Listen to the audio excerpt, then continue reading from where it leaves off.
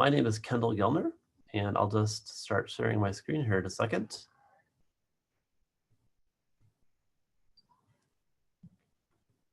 Start the slides going.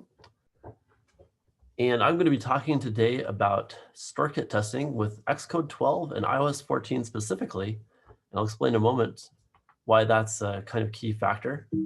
So just a little bit about me. I am currently a developer for a company, NamiML. We do an SDK that kind of helps with handling StoreKit stuff. It just automates all, handles all the StoreKit processing and things for you, as well as helping build paywalls and things like that. I've been working for a long time, really since the release of the App Store on iOS development, sometimes as a consultant, currently as a full-time employee with Nami. And I've worked over time with a lot of different kinds of projects, a lot of different kinds of StoreKit things. And so I've seen, things change through the years from Apple, but an interesting factor is that StoreKit itself, from how you work with StoreKit and how you test StoreKit, really has not changed in like many years. And this is the first time that we've really seen much advancement in that, I would say, actually. So, so what has changed now is basically like Xcode does. Over time, there's new tools and things you can use, but it's not just about the tools that are there, but they really even have like fundamentally a new process in how you're supposed to develop payment stuff, which is kind of interesting that it's like that now. So because I'll explain a little bit more about that in a second, but they just kind of altered how you're really supposed to think about and develop purchase testing. And we just have lots more ability to test too. The ability to test things before they went into production was really limited when there's a lot of different things that can happen in the ways that people purchase products nowadays. And now you're able to test most of those things within Xcode before you release to production, which is awesome. All right, so first of all, I just wanted to kind of go into a brief overview of StoreKit. And I'm not really going to go into how you develop StoreKit code itself too. That's kind of like a different thing. And I just want to talk more about how you test and everything like that. So I'm really not going to be going into StoreKit code there. And I would just make a side note is that we have a library that helps you. Like I said, it handles all the StoreKit stuff. There are other libraries too. And if you're just thinking about adding purchases to your application, you might want to start from that point, because actually building the StoreKit transaction handling code is still a little bit tricky. And there's a number of aspects to it. So you might want to just think about, to get going, to just have something do that for you. Kind of the mise en place approach that was mentioned earlier is that maybe instead of developing all that, start with something that's pre-built and see if it is enough for you. Anyway, but you do kind of fundamentally need to know how StoreKit works to really appreciate how the testing works too. So your app reacts to transactions via a listener. That's really the core of it, is that StoreKit is this thing that is at the system level in iOS. It's going to feed your app transactions related to purchase activity. And also there's this side note about StoreKit handles. There's receipts that are generated for your application that you can look at and validate. But even that's kind of to the side of what we'll talk about today. And fundamentally, basically, you get transactions, and then when a purchase is actually completed, your app grants access. And so that's the goal, is you just want to listen to all these transactions and figure out which set of transactions mean that in the end, you're supposed to grant access to whatever the purchase was for. So on a device, there's also this notion of a sandbox. And the sandbox is a way to test using the real App Store, kind of. It's a sort of sandbox version of the App Store. Purchases aren't real. They don't actually cost money, but you can actually test things like that. And in a simulator, before, you really couldn't do anything like that on a simulator because you didn't really have an account that you could set up on a simulator. So you couldn't make real purchases and test them there. You had to do it on device, which was, it always required a password and an account that you had to set up for a sandbox tester. So it was actually pretty hard to test real purchases in a way that a user would test them. And there was only so many scenarios that you could really test. You could just basically test simple purchases. And often for some different ways of testing things, you need to set up new testing accounts all the time. Okay, so that was pretty annoying, but now they've improved things. And the old flow, the way that you were supposed to actually just handle purchase creation and testing before, is you would set up products and pricing in App Store Connect. You would implement, like I said, this transaction listener. you would present products that were loaded from StoreKit, because all of the products that you define on App Store Connect, they have details like pricing and the text that gets displayed for them. And you are going to present those in the UI, but those are actually defined up on the server. And then in the simulator, you could actually load those products to check to make sure that they would display okay, but you couldn't purchase them. Like I said, on device, you had to use the Sandbox account. It had this kind of confirmation dialog that you see here in the slide that it just looks wonky. It's not anything like the actual purchase dialog that you really get when you purchase. And resetting the Sandbox, you had to just add a new testing account often to do new device testing. And just even some scenarios, like I said, you couldn't test. So now we get into the new flow. So what they have changed is that now you're really supposed to actually start in Xcode, just like you would developing your app. You're really now starting within Xcode and developing products there first and just seeing how they work and trying out purchases there and playing with them before you even ever have to go to App Store Connect. And that's really handy because it's a little bit easier to define these things in Xcode. It's kind of tricky to define these in App Store Connect. There's a lot of different things going on there. And you still need to implement StoreKit transaction call handling. That's where I was mentioning where libraries might be useful to kind of help with this. And you have to now, instead of going to App Store Connect or making use of that server, now what you're doing instead is you're building a StoreKit configuration, which contains these products that you're going to use to test. And we'll go through examples of that in a little bit. So part of this new flow then, you present the products again, and you're just using the same StoreKit code like you would have before. So even if you have existing StoreKit code, you can still use that. And it will work, and it just uses StoreKit like normal, but now all the data is coming from this configuration that you define. Then you test the purchases now, and it may use the StoreKit configuration basically on simulator or device. You can still use Sandbox on device. There's still a Sandbox, and even that's improved too. But you can also have the choice of using this more locally defined way of doing purchases.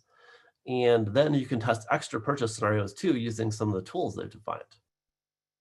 So part of this is also that then when you're done with the Xcode testing, then that's when you move on to building stuff in App Store Connect. You're deactivating that scheme so you test in the Sandbox as kind of the final test for your purchases on device, because Sandbox testing is still basically Sandbox testing through App Store Connect is still on device. And if you're in a subscription scenario, you can review or modify App Store settings in the Sandbox account in a way you couldn't before either. And we'll show you a bit of that later too. So defining products. This is where you're going to go and create a StoreKit configuration. And now I'm going to bounce into Xcode, because even though I have this all in the slides, so if you download the slides and look through this later, you can kind of see all the Xcode screens involved. But I kind of like to show you some of this stuff live so you can see using Xcode. So you go up to File, and you're going to say New, let's see here, New File. And there's a lot of stuff going on in Xcode these days for new files, so you can just filter that down to StoreKit. And then I'm not going to actually go through because I've already created a starting StoreKit configuration here, but I just kind of wanted to show you how this would work, is that you enter a name for it and you put it somewhere within your project. And then note that no targets are selected. You don't actually have to attach the StoreKit configuration file to Xcode targets. So you can just leave that be and create the thing. So I've created one here, and I have kind of a starting one here. And I have some examples in here of just the a product. So here I have an example product. Let me move this off to the side actually here. So this, you can see, has product details that you're kind of used to that you might fill out in App Store Connect. And just to briefly show you in App Store Connect what product definition looks like, this is a product that I have here in App Store Connect. And I have a reference name, which is only displayed in the App Store Connect stuff. It's not even used for App Store information at all. And then I have things like subscription duration, and I have things like current pricing. Let's see here, whoops. Current pricing, and just to show you a little bit of stuff there, I can fold this down, and they show you the pricing for all countries But one little hint here is that you can filter this to be just United States and Canada, because most of us kind of just find the price for United States and then just let Apple define the pricing that's equivalent roughly for other countries. So that's the way you can kind of filter down to see what the current prices that you're kind of thinking about in your head if you're doing US development anyway. So that's what that looks like. So that, you can see that I have basically the important information is the product ID, and that kind of stuff is all here in Xcode too. So I have a reference name, which is kind of funny because it's really only used in the sidebar here. It's not even in App Store Connect. But the key thing is product ID. And really all you need to fill out is kind of product ID and price. And that's enough to kind of get going. And it's a good idea to also fill in a localization of a display name too. So let's see here. So like I said, that's most of the same thing you have. So now that we have a configuration, how do we make use of this to test? So what we're going to do is to actually turn on this configuration, you need to go into the project scheme, and you need to say edit scheme, and you're going to then go into StoreKit configuration and select one. Now, something to be aware of is that maybe you don't want to always do this and you want to use Sandbox sometimes, or if you're sharing the project with others, you might want to have them not always use this thing. And so one of the things I like to do, and that I've done here, is that when you go into edit scheme, you can also say manage schemes, and then you can say duplicate scheme. Or actually, that was back in the other part before, I guess. So I can say edit scheme and duplicate scheme is this little button right here. And I've done that here. And so what I have is that now I have a different scheme that's basically the same scheme I have for my main target. And only this one has StoreKit testing activated in it. So if I go look at that scheme, I can see that I have that selected. And so what that means now is that after I run this, whenever I run this on simulator device, it'll make use of that scheme and it'll actually use these products. And I kind of have a little demonstration of that, is that here I have two simulators. I have an i13.2 and a 14.1 simulator.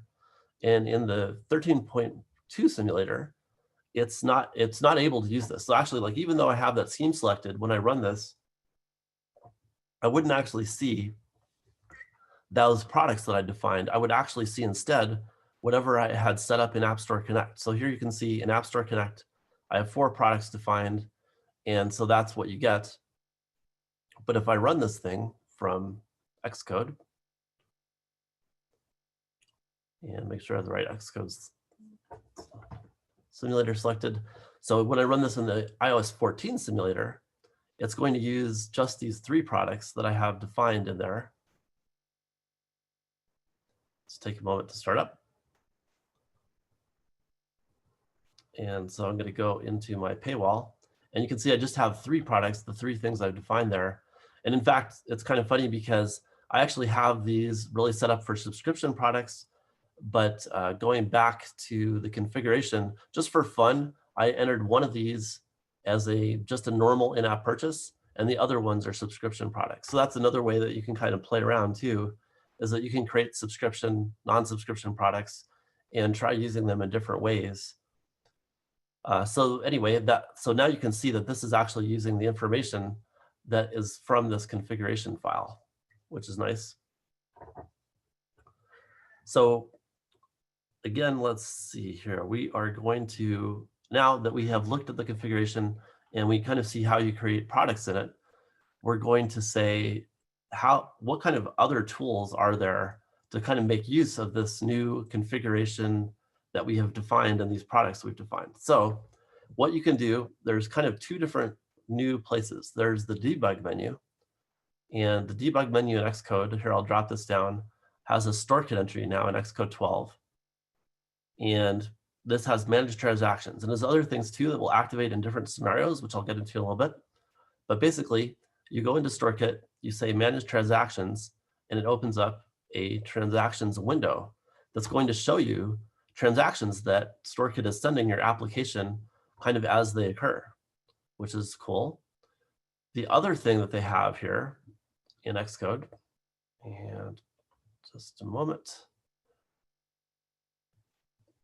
is they have an editor menu now. And this is kind of interesting because, like, if I go look at code and I pull up this editor menu, I just get all of these normal kind of editor things that you're used to looking at. But if I switch to the StoreKit configuration, and this is actually true of lots of different file types in Xcode, the editor menu will change depending on what you're looking at. But suddenly now I have all these different options that I can look at that I can use to control purchase testing. So there's a lot of new options there, and that's where you kind of find them. And maybe over time, they'll add more to that. So that's kind of what I wanted to mention, those two areas are where those things are located. So now that we kind of know where the tools are, there's one other thing that I should mention, which is on the device. And I'm going to pull up my device window here. So this is my phone.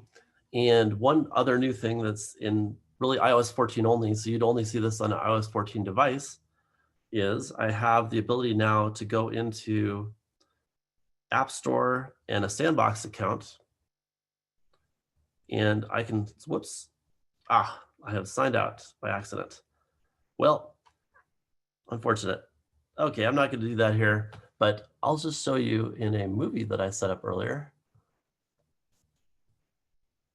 Going into that basically there is now a screen that comes up. So you can actually now use your Sandbox account to edit subscriptions. And so for your testing thing only, this is just for your testing stuff, that you can go in and you can see what the options are, and you can select different options to purchase and kind of change your subscriptions on device for testing. So that's kind of cool. And that's really a Sandbox thing. That's not with the Xcode like StoreKit configuration testing, but I just wanted to mention that was there because that wasn't there before. They didn't have a way to kind of play or manipulate subscriptions that you might have on device. All right, so now that we have a notion of the tools and how to use the StoreKit configuration, now we want to go on to look at different scenarios that we want to actually test. And this is where, now that we know, so exactly. So once we know now how to put this together, what kinds of things are we actually going to test? And this is important to know because there's these little corner cases around purchasing that it's really a good idea to understand that you want to actually test ahead of time, because they can make your app act in weird ways for the users if you don't handle these things. So it's great that we have the ability now to test this in Xcode. Of course, there's just the basic success. Can they make a purchase at all? And does it unlock the thing like we were talking about? But there's other interesting things that can happen. Like, for instance, a purchase failure. This is where a user has just billing details messed up. Like they haven't bought from iTunes for a while, or maybe iTunes just decided, they want to recheck their credit card. And this actually happens more often than you'd think. So this is actually a really good one to test because it has a couple different gotchas. The first is that the purchase thing goes through, or you go into the purchase screen, but it just looks like the whole thing failed and the purchase didn't work. But the user actually will leave your app at that time, go correct the billing, and complete the purchase completely outside of your app. So the purchase actually happens. And then when they come back into your app, they expect the thing to be unlocked. So you have to be ready for a purchase to work and to occur, like even outside of any buying screens you might have, that a purchase might actually happen, even if you don't have any way for them to set up to purchase in-app purchases externally to your app. It still could happen that a purchase occurs. So that's something important to note. Also deferred, someone could have ask to buy turned on. This is also not too infrequent that a parent might have privileges set up that a kid has to be able to approve a purchase through them. And so the purchase can be deferred and then also completed later. Just the user might just cancel a purchase, or external purchases might happen by other means, or the user might get a refund, or a subscription might expire, or there's a cross-grade scenario. And that's where, like in the screen I showed, if you have subscriptions, you might have different time periods for those. like weekly, monthly, so on. And the user might opt to change that actually mid-screen. That's an option they have when they can edit subscriptions in the normal iTunes stuff, is they can actually alter the period that they're subscribing for. And so you can kind of get notified of that. But that doesn't really affect necessarily what the purchase is as much as an expiration does. So I'm going to go through each of those scenarios and kind of show those in action. So first thing I'm going to start with, I have the thing running. I have the transactions window ready, and I'm just going to make a purchase. So I'm just going to do that, confirm, and now you can see, like in the simulator, they have the actual system dialog that you'd see for a purchase. So it's pretty awesome because it behaves the same way as the normal purchase dialog. One of the things to mention there is that that purchase dialog and this thing too are completely outside your app. So your application's actually technically suspended while these purchase things happen. So if your app does some stuff on suspension, you might want to check to make sure that plays okay with these purchase dialogs. And so you can see then in the transactions window, that worked great. The thing is purchased, so we're all set. So I'll move on to the next one by stopping this application. And I'm just going to remove this in between every attempt, just to kind of clear out any previous purchase stuff it might have there.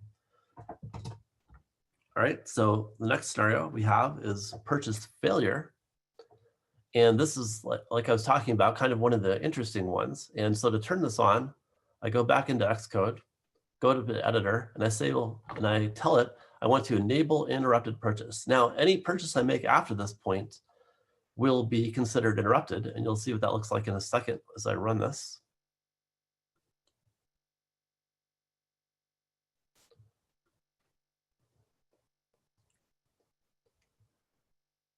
So we'll have this going, and I'm just going to go in and hit subscribe again, and subscribe and confirm.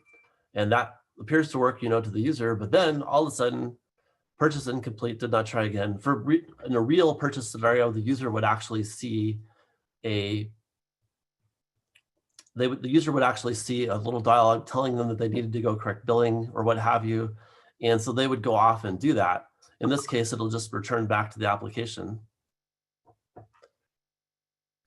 And you can just ignore that message as part of the app. But you can see here in the transaction window that actually comes across as a failed transaction.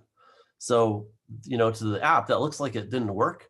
But what I can do in StoreKit testing here is I have two ways. I can either go in and there's an icon here, which is resolve issues, or also from that debug StoreKit menu too, that activates resolve issue 2. And that's because I have this transaction highlighted.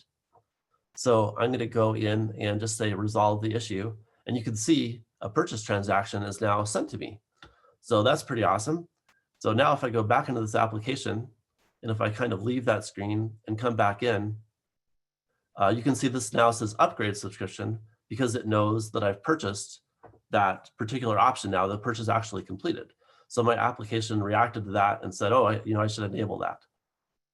Okay, so that's the way you handle kind of interrupted purchases, is you interrupt them and then you can just clear them and make sure your app reacts to that. And that's, like I said, like the other kind of important one to consider. So I would definitely try testing that to make sure that works in multiple ways. And so now I will go back here and delete this again.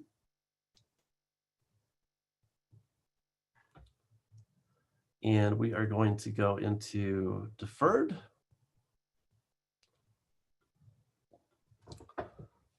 And deferred, again, is where they have ask to buy set up. So I'm going to go back to Xcode. And again, you don't have to do this before you launch Xcode. You can do this at any time. So, and whoops, that's the wrong window. I've got to go into the editor for this. And I'm going to turn off disable interrupted purchases.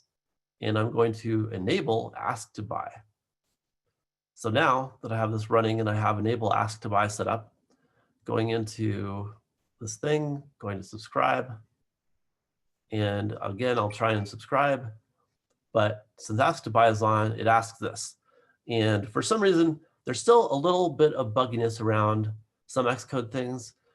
in relation to this. So this, for example, a request to buy empty question marks. This is where it would actually use, the name of your product in the real life in a real purchase.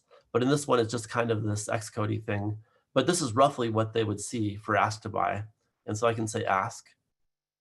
And so now we see up here, this says pending approval. And it's actually kind of funny it says this, because in reality, what your application has gotten at this point, and I'll just bring up the logs to show you this, is I have logging turned on. I'm just as a side note, I'm using this NAMI library that we have to actually handle all this transaction processing. And so as a result, I have a bunch of logging from that around getting transactions.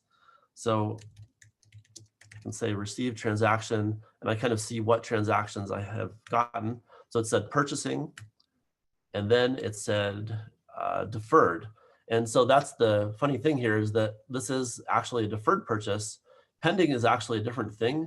Pending really is a way for Xcode or for StoreKit to tell you that a purchase is in progress and it may be about to be made. And this says pending, but really that means deferred. And you can see it's in very small text, but it says that it is pending approval. And so it's waiting now. And so the app doesn't consider this as purchased yet. So if I go back here, you can still see that nothing is purchased.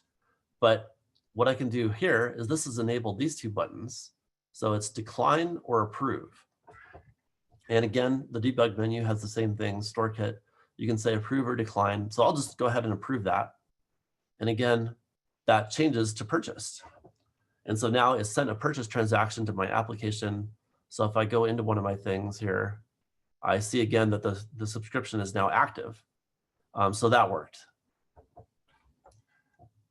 And and one other thing to note about deferred is that you may never actually get a failure or success transaction coming to you again. It may just fail silently, because if the parent or guardian doesn't ever react to it after 24 hours, that whole request just vanishes and you get nothing. So don't rely on that ever coming back to you with a failure or a success thing. Also be aware that there might be a case where just nothing happens, and maybe treat that as failure kind of equivalently. All right, so then we have the simple scenario of just canceled. And again, go through and just delete the app.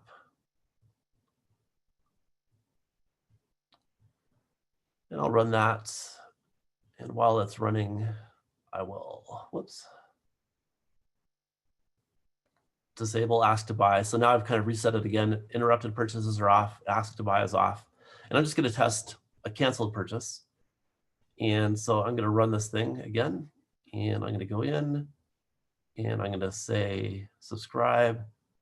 I'm going to go in, and what I mean by canceled purchase is now at this point I decided, oh, I don't want to actually buy it, so I'm just going to cancel it. And the thing goes away. And the thing I wanted to show here is that you still see no transactions show up. Your app actually does get a transaction from that. So if I go into debug, and if I go look for received transactions, I see purchasing and then failed. So I canceled, I will get a failed transaction, but there's just a few transactions that this window Xcode chooses not to show you. I guess this is, I think, about the only one. Most other things it actually shows you, but just be aware that it might not show you kind of all the transactions that really occur. So don't be surprised if you get other ones, or just be aware that you can see other things in there. Another one is external purchase. And this is where you can potentially use the App Store, or like I was saying, they might correct billing and a purchase might happen externally. And I just wanted to mention that. I'm not going to demo that because I kind of already did with the interrupted purchase flow. But just be aware that you really need to test external purchases also, because they can happen from a number of different ways. Also, this dialog, again, is a form of external purchase. If I went ahead and changed to one of these other things in here, that would come across as purchased. So that's just another form of that.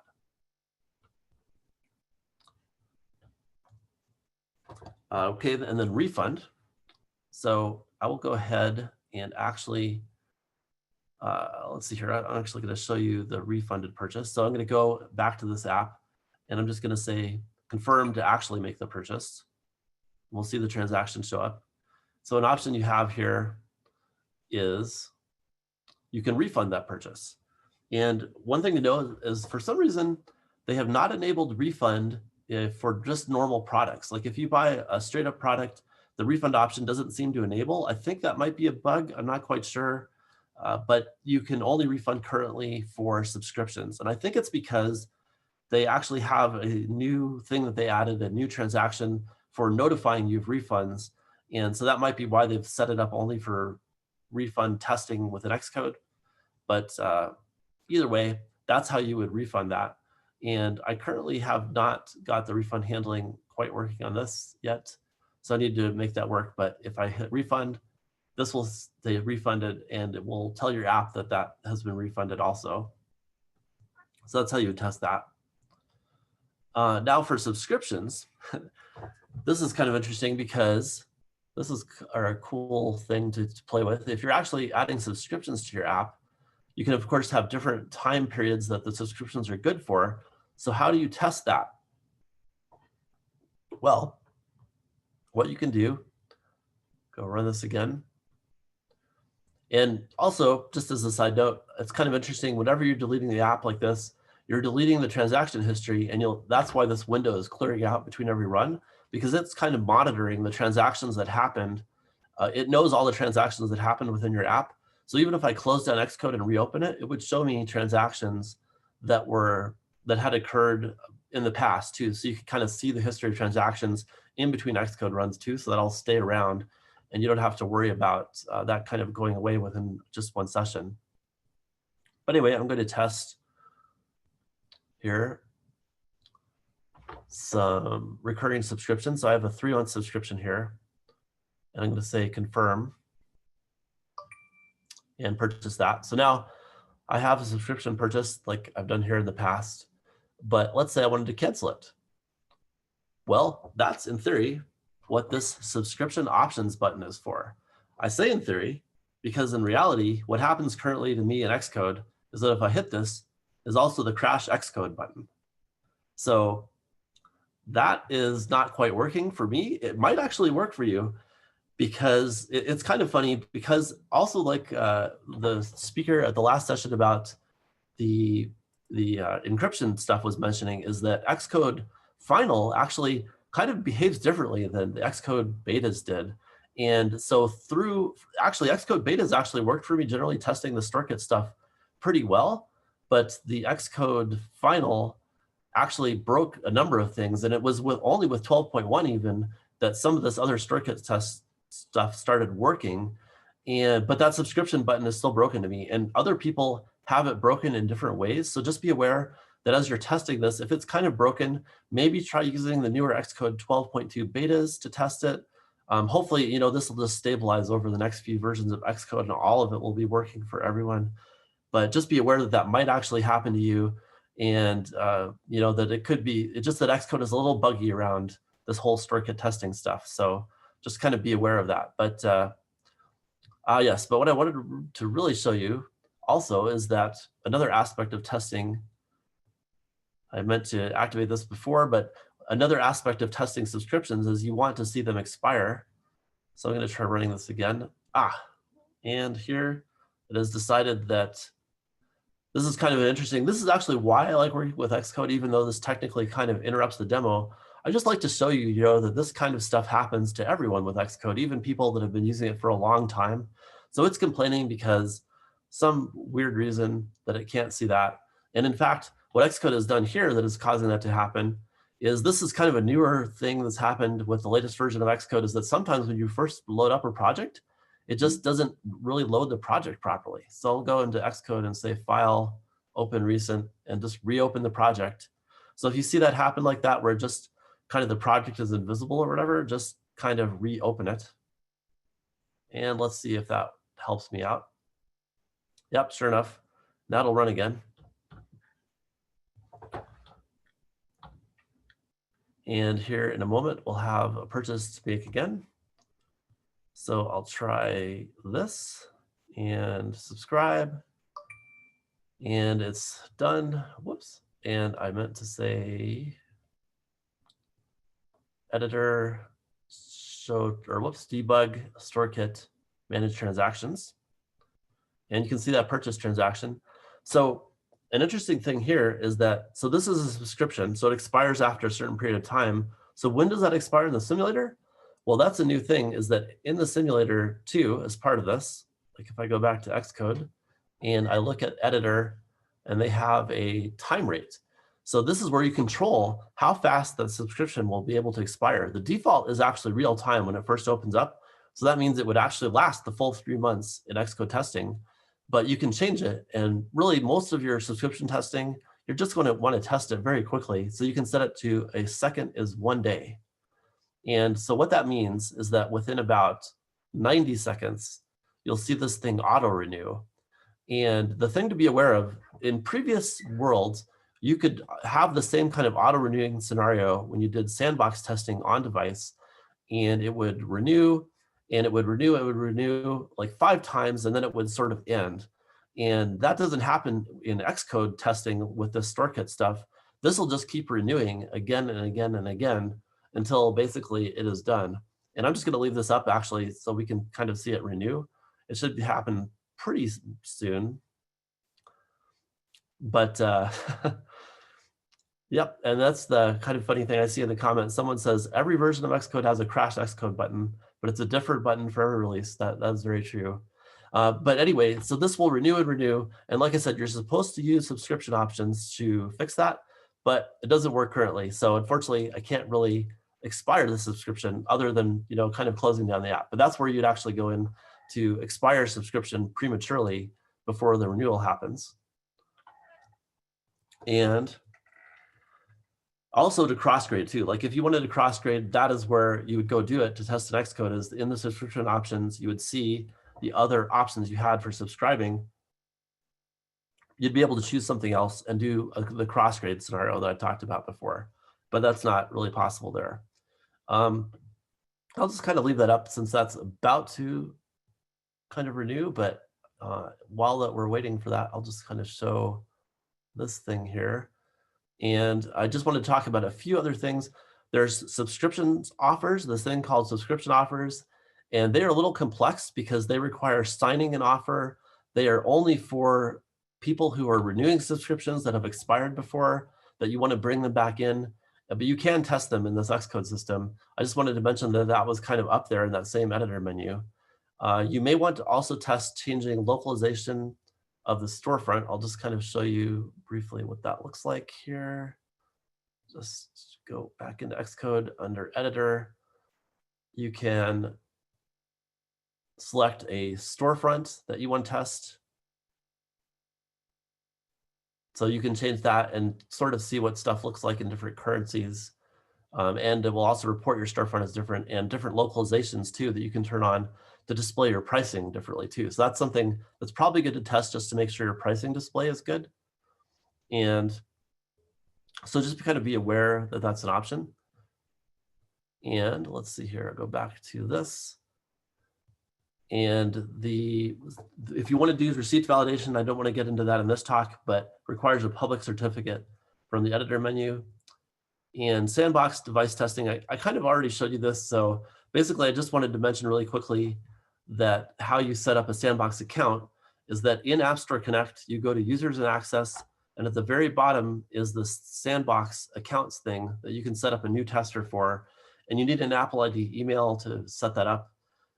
Then once you have that, you can use that to actually test on device using, like I said, the iTunes scenario, and it's not using anymore your sort of locally Xcode defined purchases. So you can test the final purchases that you've set up in App Store Connect. And it shows basically the account stuff I kind of showed you before on device. It's kind of that screen where you can go edit subscriptions and modify them and everything. And I did want to mention real quickly that this doesn't also seem to work for me in the current Xcode version. Like if I fast forward to this little movie of my attempting to purchase, I attempted to purchase one of these options that's on the screen, and I went through and it just kind of completes, but it didn't actually purchase. So this screen might not work for you either. And this is on the very latest Xcode 14 that's in production. Maybe that works in beta. I haven't tried the beta yet, but that's something to be aware of, is that even cross grades on this thing in Sandbox may not work. So just be aware of that, and that you can edit them there. And otherwise, that's all I have. And so now I could go back to questions. And oh, and the slides, I think they'll be in the speaker profile, but you could also get them from bit.ly devcampdc 2020 StoreKit. And that will bring you all these slides so you can kind of go through them again. And feel free to email me if you have any questions or anything like that. Otherwise, I'll kind of see if anyone has any other questions in, I'll try and let's see if I can see them without ending that share. I don't think I can. Oh yeah, I can. There it is. Okay, great. Let's see here. Anyone have any questions here?